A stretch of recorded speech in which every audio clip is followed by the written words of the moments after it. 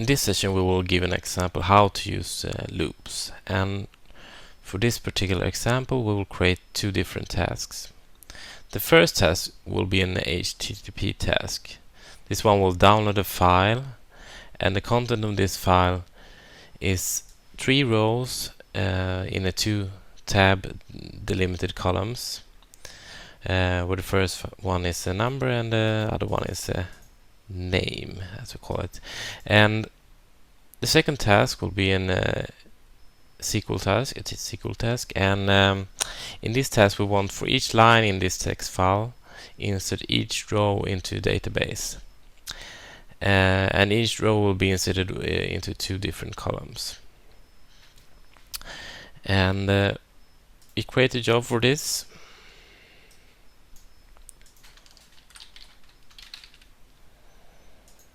We want to add a HTTP task.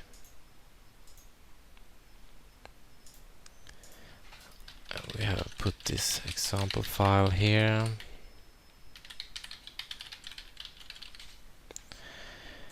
And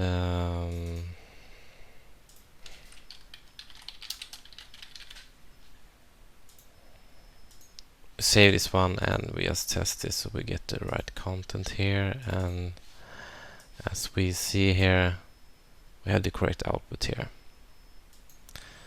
So we'll create a SQL task.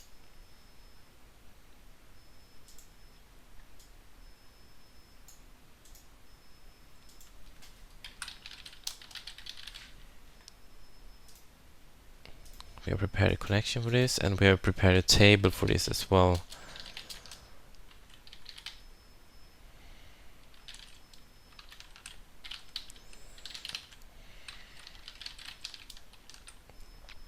And here we want to use some context sensitive dynamic variables that are pointing to the current line and column in the loop. And we find this variable here in the active job. We have the loop node, and we have current line in X and specify column, and we want to use this one.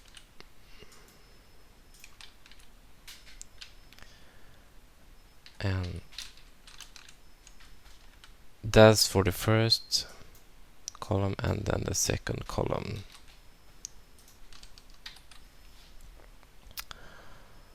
So we save this one, and now we want to create a loop that is surrounding the second task. So we double click on that loop column next to the task,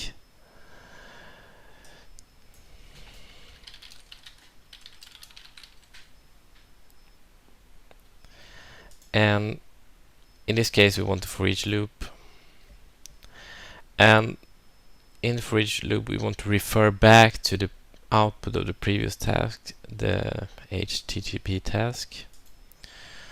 So we open variables again, active job, we see the task here, and output, and we change this to be even more dynamic by using the prev task,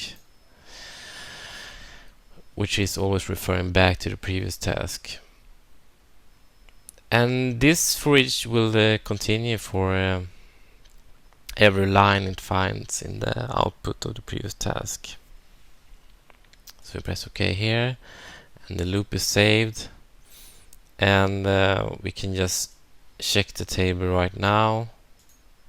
There's nothing here. So we run this job, and it ran very fast, and we could see, if you look closely, that this second task was repeated 3 times. And when we execute here, we see that we have 3 rows in 2 different columns here, and that was just what we wanted. So this is one example how to use loops, and hopefully we can give you more examples. Thank you for watching this.